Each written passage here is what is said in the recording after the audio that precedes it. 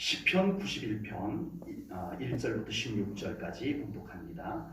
지존자의 은밀한 곳에 거주하며 천문자의 그늘 아래 사는 자여, 나는 여호와를 향하여 말하기를 그는 나의 피난처요 나의 요새요 내가 의뢰하는 하나님이라 하리니, 이는 그가 너를 새 사냥꾼의 올무에서와 심한 전염병에서 건지실 것이니로다. 그가 너를 그의 깃으로 덮으시리니 내가 그의 날개 아래에 피하리로다. 그의 진실함은 방패와 손방패가 되시나니, 너는 밤에 찾아오는 공포와 낮에 날아드는 화살과 어두울 때 퍼지는 전염병과 밝을 때에 닥쳐오는 재앙을 두려워하지 아니하리로다.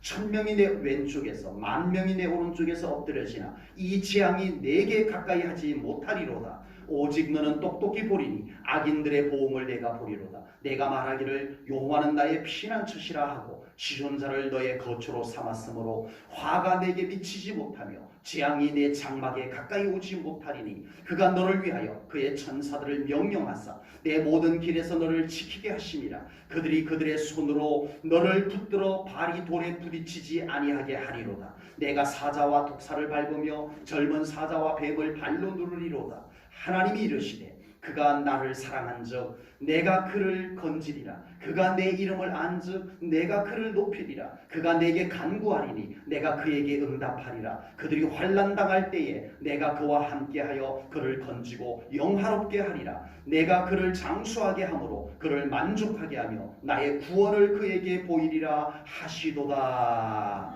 아멘.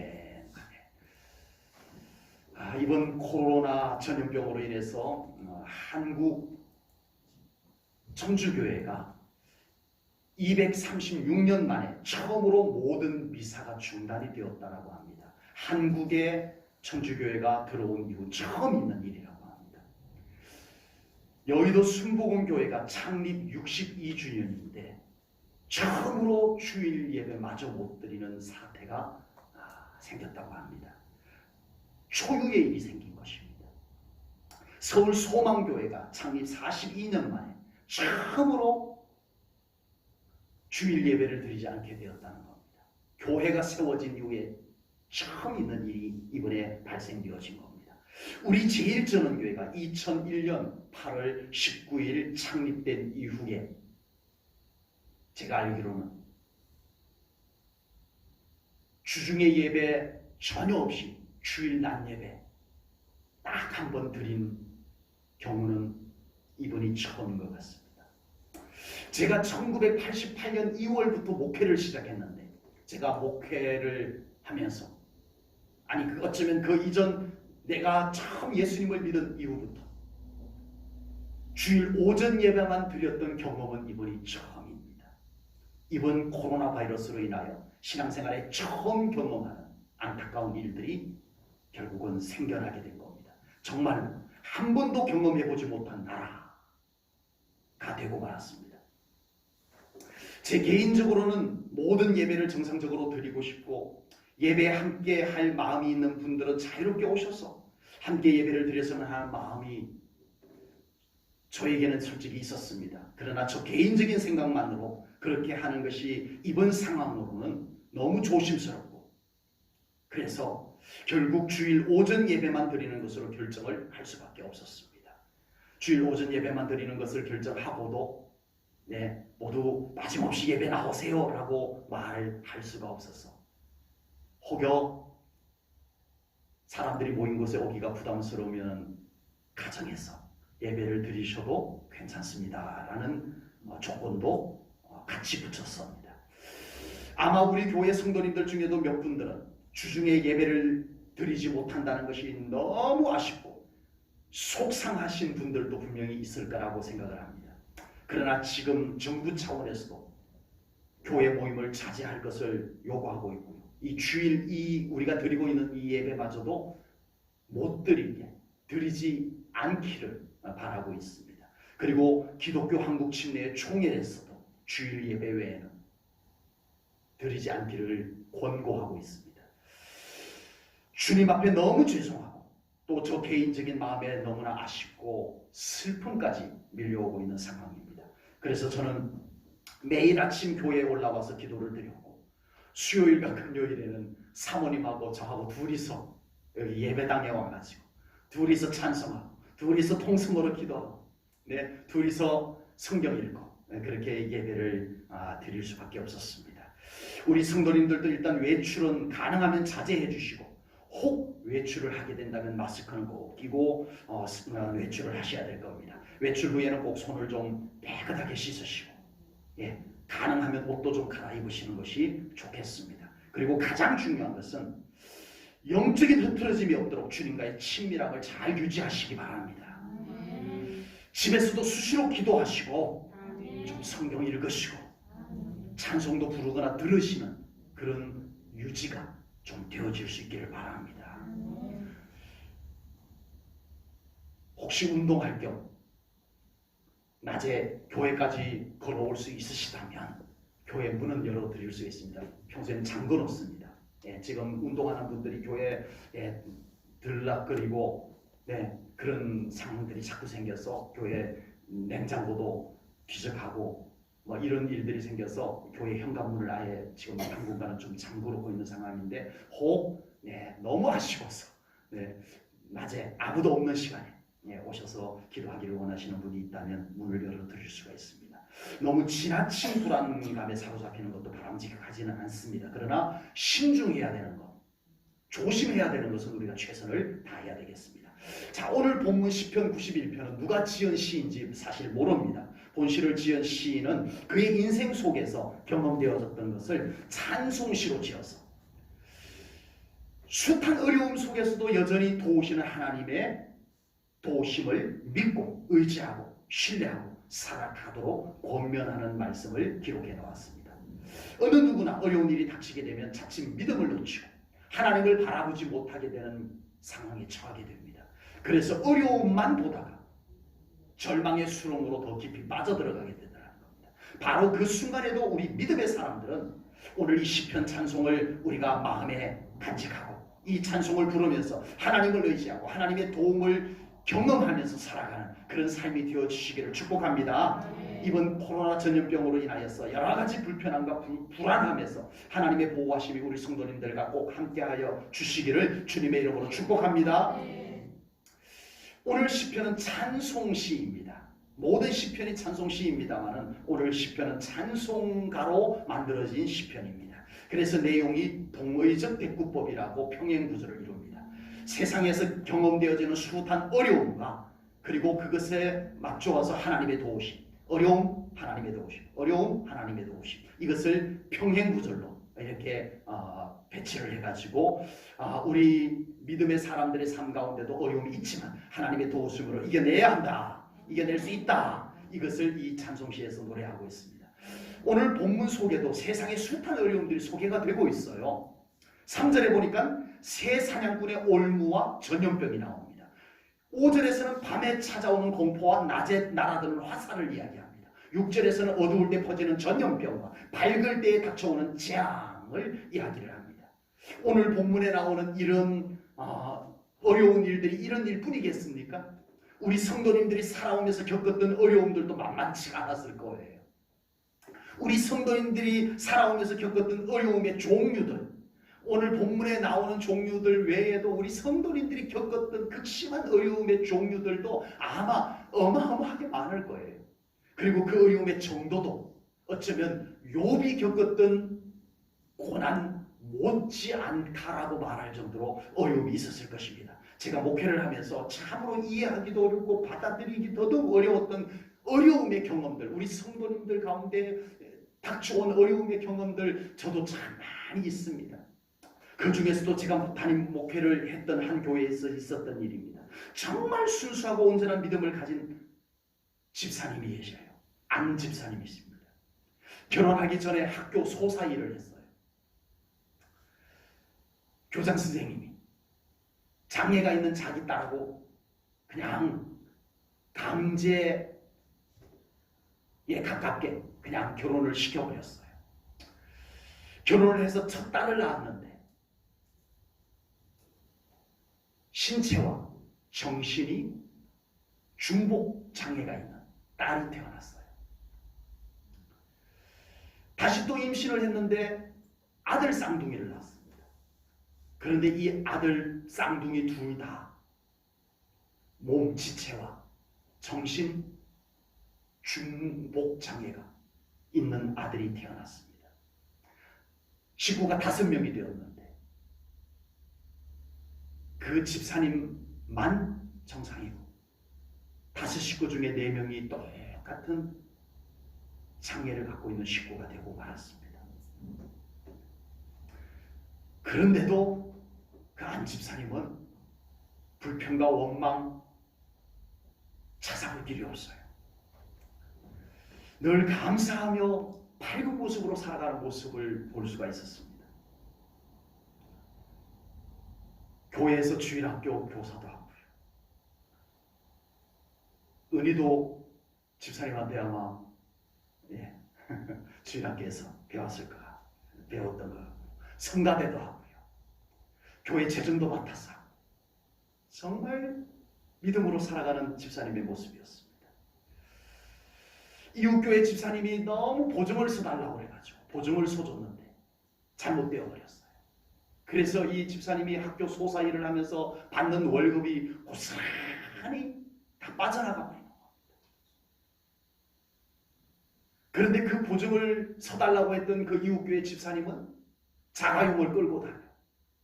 그 좁은 동네에서 식당에서 가족들끼리 나와가지고 외식하는 것이 우리 안 집사님 눈에 보여. 그러면서 한 푼도 내가 형편이 이만하니 이렇게 조금이라도 갚을게 하는 성의도 안 보입니다.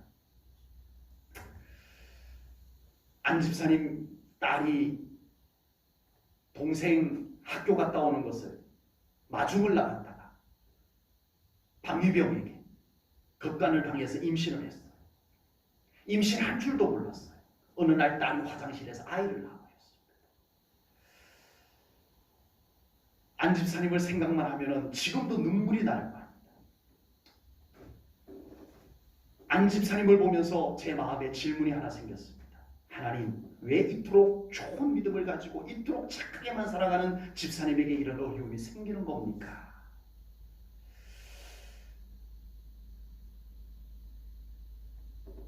안 집사님은 지금도 가끔 저에게 전화가 와서 엉엉 웁니다. 나보다 나이가 4살이 많으신데 아이처럼 목사님 하고 펑펑 울 때가 가끔 있습니다. 얼마 전에는 전화가 와서 장로님이 되셨다고 하더라고요. 이제 학교 소사 일도 그만 정년 퇴임하시고 요즘은 학교 지킴 일 하신다고. 여전히 목소리가 밝고 감사가 넘치는 집사님의 모습이었습니다. 우리가 사는 세상에는 예상할 수도 없는 일, 이해할 수도 없는 일, 받아들이기에는 더더욱 어려운 일들이 참으로 많습니다. 그런 세상 속에서 대부분의 사람들은 그저 참아야 하느니라, 참아야 하느니라, 참기만 하면 최고인 줄 알고 살아갈 때가 많습니다. 또는 포기하고 낙심하고 절망 가운데서 그냥 그것이 내 운명이려니 하고 살아가는 사람들도 많습니다. 심지어는 불가항력의 현상 속에서 스스로 인생을 포기해버리는 안타까운 인생들도 있습니다. 그러나 오늘 하나님의 말씀인 성경은 한 시인을 통해서 우리에게 희망을 노래하게 합니다. 그것은 우리 믿는 사람에게 문제가 없어서가 아닙니다. 믿는 우리에게는 어려움이 전혀 없고 고난도 없고 슬픔도 없어서가 아닙니다. 믿는 우리에게도 세상에서 겪을 수 있는 어려움들이 닥쳐오지만 우리를 보호하시는 하나님이 계시기 때문에 우리는 다시 노래할 수 있다. 이것입니다. 우리에게도 감당하기 어려운 일들이 닥쳐오지만 우리를 도우시고 건져주시는 하나님께서 함께 하시기 때문에 우리는 다시 찬송할 수 있다. 이것이 오늘 시편의 고백인 것입니다. 본문 2절 말씀을 보겠습니다. 2절입니다. 나는 여호와를 향하여 말하기를 그는 나의 뭐라? 피난처요 나의 요새요 내가 의뢰하는 하나님이라. 아멘. 하나님은 연약한 인생들에게 피난처가 되시고 요새가 되신다라고 말씀을 하셨습니다. 피난처는 현재 일어나고 있는 환난에서 벗어나서 쉴 수 있는 곳이 피난처입니다. 요새는 주로 이제 전쟁을 연상을 시키는데 전쟁, 목숨이 오고 가는 전쟁 중에 안전하게 피할 수 있는 곳이 요새입니다. 세상에서 어려움을 겪을 때면 잠시 피하여 좀 쉴 수 있는 곳이 있다는 것이 얼마나 소중한 줄 모릅니다. 특별히 우리의 가정이 그리고 우리의 가족이 그런 피난처가 되어줄 수 있습니다. 세상 밖에서 견딜 수 없는 공격과 피곤으로 인하여 지칠 대로 지친 몸과 마음이 가정이라는 곳에서 쉴 수 있다며, 가족으로부터 위로를 받을 수 있다며, 그 사람은 다시 또 원기 회복해서 세상 밖으로 발걸음을 당당하게 옮길 수가 있을 거예요. 그러나 가정이 그런 역할을 하지 못하고 가족이 그런 역할을 할 수 없다면 그 사람은 더 이상 버틸 수가 없는 거예요. 특별히 우리 믿음으로 살아가는 우리에게는 가정과 가족이라는 피난처도 있지만 무엇보다 하나님께서 우리의 피난처가 되시며 우리의 요새가 되신다라고 약속하셨습니다. 피난처는 우리가 달려가서 피하는 곳입니다. 우리는 무슨 일만 있으면 하나님을 향하여 달려가야 합니다. 피난처 되시는 요새 되시는 하나님을 향하여 우리는 달려가야 돼요. 믿음의 발걸음을 하나님을 향하여 옮겨 놓아야 돼요. 이스라엘 백성들이 가나안에 입성을 했을 때 하나님께서는 6곳에, 요단 동편에 3곳, 요단 서편에 3곳 해서 6곳에 아주 길목 좋은 곳에 이 이스라엘 백성들이 언제든지 손쉽게 찾아와서 피할 수 있는 도피성을 6곳을 만들어 놨습니다. 아무리 도피성이 가까이에 있어도 그곳으로 달려 들어가지 않으면 하나님의 보호하심을 받을 수가 없는 거예요. 달려가야만 되는 곳이 도피성이에요. 피난처예요. 우리는 힘들고 어려울 때 더더욱 하나님을 사모하고 찾고 만나야 됩니다. 교회 예배를 드리지 않아서 얼마나 아쉬움이 큰지 제가 충분히 압니다. 저도 한 주 동안 예배를 사모하는 우리 성도님들과 함께 예배 드리지 못한다는 게 얼마나 아쉬운지 제 목회 생활 중에 이렇게 피부로 느껴보기도 했네요. 그럼에도 우리는 마음 중심에 하나님을 더 사모해야 됩니다. 각자 삶의 현장 속에서 하나님과 관계를 늦추지 않는 신앙생활이 되어져야 됩니다. 그동안 우리는 참 편안한 가운데서 신앙생활을 왔어요. 맞죠? 예, 이번에 우리가 알아요. 우리는 진짜 좋은 조건에서 신앙생활을 해왔다는 것을 이번에 우리는 아주 절감을 하게 되는 겁니다. 이번 기회에 우리가 그동안 신앙생활이 얼마나 감사한 것이었는지 새삼 느낄 수 있는 기회가 또한 되시기를 바랍니다. 그리고 교회에서 편안하게 드리는 예배가 아닌 각자의 열악한 환경 속에서도 우리가 기도 놓치지 아니하고 주님과의 친밀함을 놓치지 아니하는 영적 상태를 유지하는 그런 훈련의 기회도 되시기를 바랍니다. 앞으로 마지막 때가 되면요, 우리 사랑하는 성도님들은 그래도 이 코로나 바이러스가 끝나면 우리는 다시 또 예전처럼 편안한 여건 속에서 예배를 드릴 수 있을지 모르지만 우리 다음 세대들은 어쩌면 이 코로나 바이러스와 또 다른 신앙생활의 극심한 방해를 맞이해야 될지도 모르겠어요. 마지막 때가 되면 예배를 드리고 싶어도 드리지 못하는 때가 도래할 겁니다. 그런 상황에서도 우리가 하나님을 피난처로 삼고 요새로 삼고 하나님을 더 찾고 하나님을 더 만나는 신앙생활을 유지할 수 있는 훈련이 이번 기회에 꼭 되시기를 축복합니다. 본문 4절 말씀을 보겠습니다. 본문 4절입니다. 그가 너를 그의 깃으로 덮으시리니 내가 그의 날개 아래에 피하리로다. 그의 진실함은 방패와 손방패가 되시나니. 아멘. 조금 전 본문 2절에서는 하나님께서 우리의 무엇이 되신다고요? 피난처와 요새가 되신다라고 말씀을 드렸습니다. 피난처와 요새는 매우 견고한 곳, 아주 안전한 곳입니다. 그리고 피난처와 요새는 우리가 역동적으로 달려가야 하는 곳이에요. 와주는 곳이 아닙니다. 피난처가 있는 곳을 향해서 우리가 나아가야 하는 곳이 피난처의 요새입니다. 그러나 방금 읽었던 본문 4절에서 주님께서 그 깃으로 우리를 덮으시고 그의 날개로 우리를 덮어 보호해 주신다라는 말씀은 좀 의미가 다릅니다. 날개는 연약해요. 피난처 요새 이런 것에 비해서 매우 연약한 깃털입니다. 깃털. 그럼에도 날개는 친히 다가와서 덮어주는 것입니다. 그리고 날개는 따뜻합니다. 세상에서 살아가다가 어려움을 겪을 때 그나마 아직 움직일 힘이 남아있을 때는 피난처와 요새를 향해서 달려갈 수가 있어요. 그러나 어떤 때는 세상에서 지치고 힘이 들어 더 이상 움직일 수조차 없을 때 있어요, 없어요? 있으셨죠. 어떤 때는 정말 기도조차 할 힘이 없는 그때도 있으셨을 겁니다. 우리 주님께서는 그런 영혼들에게 다가오셔서 깃으로 덮어주시고 그의 날개 아래 품어주십니다. 아멘. 아멘. 우리가 달려가야 할 피난처도 있지만 우리에게 움직일 힘조차 여력조차 한계에 다다랐을 때 주님이 우리에게 다가와 주심을 믿으시기 바랍니다. 엘리야 선지자가 우상 숭배하는 이스라엘 아합 왕과 이세벨 왕비 바알 숭배자들 아세라 숭배자들과 대항하여서 외롭게 싸우다가 지쳐버렸어요.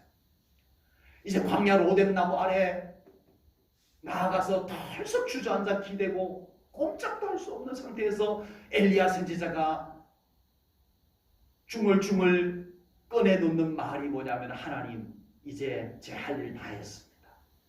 이제 충분하니 저 데려가 주세요. 여러분 선지자가 이렇게 말하면 안 되는데 그래도 제가 너무너무 존경하는 선지자인데 이렇게까지 아무리 어려워도 이렇게까지 하면 안 되는데 이렇게 되더라는 거예요. 선지자마저도 이렇게 탈진해서 아무것도 할 수 없는 상태가 되더라는 겁니다. 그래서 쓰러져서 광야에서 잠만 들었어요. 지금 잘 때냐고요? 하면 안 돼요. 아니 선지자께서 이러시면 안 되죠 라고 하면 안 돼요.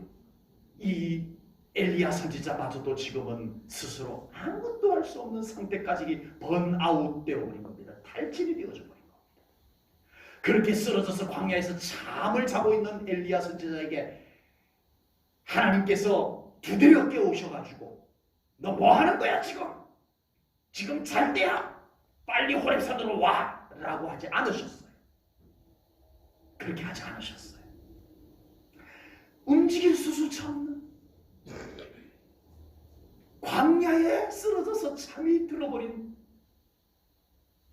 한계에 다다란 엘리야 선지자에게 하나님은 천사를 보내십니다. 그리고 그를 어루만져 주십니다. 그렇게 해서 까마귀도 보내고 먹을 것을 주시고 새 힘을 얻게 하셔서 그가 이제 좀 움직일만 할 때 호렙산으로 와 하나님께서 부르셨다라고 하는 겁니다. 열왕기상 19장 5절입니다. 로뎀나무 아래에 누워 자더니 엘리야 선지자가 누워서 자더니 그 다음 뭐라고요? 하나님이 보낸 천사가 그를 어루만지며 아멘. 지금은 엘리야 선지자에게 필요한 것이 어루만짐이에요. 지금 우리는 할 수 있는 것이 그리 많지 않은 것 같습니다. 언제 어디서 누구에게 코로나 바이러스가 나의 위로 전염될지 알 수가 없는 상황.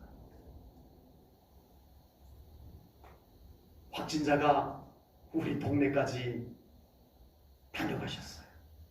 슈퍼에 왔다 가시고 음식점에 왔다 가시고 우리 가까운 곳에까지 이렇게 집권되어 있는 상황에서 어찌 우리가 불안하지 않겠습니까? 그래서 조심하고 또 조심하는 것 외에는 우리가 할 수 있는 것이 없어요. 이거는 확실하게 안전하다라고 하는 게 없어요. 소극적으로 조심하는 것, 신중한 것, 이것밖에 할 것이 없어요. 우리가 세상을 살아가다 보면 인간으로서 한계에 도달할 때가 간혹 있습니다. 몸도 지치고 마음도 지치고 심지어는 믿음까지 약해져버린 상태가 될 때가 있다는 겁니다. 평소에는 하나님을 간절하게 부르는 그 간절함마저도 바닥이 나버린 그런 때 있으셨죠? 평소 같으면 피난처 되시는 하나님을 향하여 달려가기라도 할 때, 평소 같으면 요새가 되시는 하나님을 향하여 우리의 믿음의 발걸음을 좀 옮겨보기라도 할 텐데, 이제 그런 외적인 에너지뿐만 아니라 영적인 에너지까지 다 고갈이 되어져 버릴 때가 있더라라고 하는 겁니다. 그 순간 우리는 비록 하나님을 큰 소리는 부르지는 못하더라도 잊지는 말아야 될 것, 우리가 잊어버려서는 안 될 것, 그 약속이 있습니다. 그것은 바로 그 순간에 하나님께서 우리를 찾아오셔서 깃으로 덮으시고 주의 날개로 품어주신다는 약속의 말씀은 잊지 않으시기 바랍니다. 다 소진되어서 바닥이 나도 우리 안에 이 말씀만은 잊혀지지 말아야 돼요. 모든 것을 다 포기하고 싶은 그 순간에도 하나님께서는 우리를 찾아오셔서 그 옷자락으로 덮어주십니다. 그 깃으로 덮어주십니다. 그 날개 아래 품어주십니다. 우리 이 은혜를 잊어버리면 우리는 이제 더 이상 아무것도 남는 게 없어요. 그러나 이 약속의 말씀 붙잡는 사람은 엘리야 선지자처럼 다시 일어설 수 있을 줄로 믿습니다. 코로나 전염병 사태가 언제까지 이어질지 알 수가 없습니다. 이번 사태에 이 신천지라는 이단이 연관이 되어져 있고 또 정치적으로 이 문제가 또 얽혀 있어서 매우 혼란스럽기만 합니다.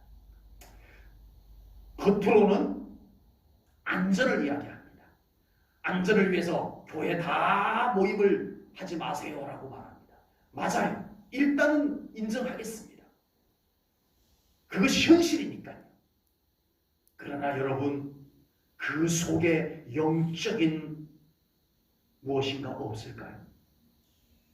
분명히 겉으로는 이 사태가 만들어낸 결과물, 예배 못 드리고 우리 하나님 앞에 마음껏 예배 못 드리는 이 현실이 냉정한 현실이지만 그 속에 영적 전쟁은 없는 것일까요? 이런 상황을 놓고 볼 때 지금은 우리 개인적으로도 기도가 꼭 필요합니다. 우리 교회를 위해서도 정말 기도가 더 많이 필요한 때입니다. 우리 대한민국 정말 하나님의 손길을 받기는 지금 더 이상 기대할 것이 없습니다. 경제는 이제 더 어려워졌을 거예요. 정치는 신뢰를 다 잃어버렸어. 하나님께서 이 나라를 긍휼히 여겨주시는 수밖에 없습니다. 그래서 우리는 기도해야 되는 거예요. 예배드리지 못하는 상황이 아쉽다고 털썩 주저앉아 있지만 마시고 각자 처소에서 각자 시간을 마련해서 우리 하나님 앞에 우리의 마음을 토해내며 기도할 수 있기를 바랍니다. 그래서 하나님께서 긍휼을 베푸셔서 이 전염병 사태가 속히 종결이 되고 다시 기쁨으로 우리 하나님 앞에 나와서 예배하는 날이 속히 올 수 있도록 우리 함께 꼭 기도하시기 바랍니다. 제1전원교회 성도님들과 가족들 하나님께서 안전하게 지켜 보호해 주시고 주의 옷깃과 주의 날개로 덮어주시기를, 품어주시기를 예수님의 이름으로 축원합니다. 기도하겠습니다. 하나님 아버지, 우리의 인생 이토록 연약하다는 것을 다시 한번 경험케 하셨습니다. 하나님의 주권 앞에 다시 한번 두렵고 떨리는 마음으로 엎드립니다. 하나님, 이 대한민국의 모든 죄악들을 씻으시고 용서하소서. 그리고 치유하여 주옵소서. 우리 하나님의 놀라운 은혜밖에는 기댈 곳이 없습니다. 하나님, 영광의 빛을 이 대한민국 땅에 비추소서. 바이러스가 태워지게 하소서. 영광의 햇살에 바이러스들이 견뎌하지 못하게 하소서. 어두움에 서식하는 바이러스들이 사라질지어다.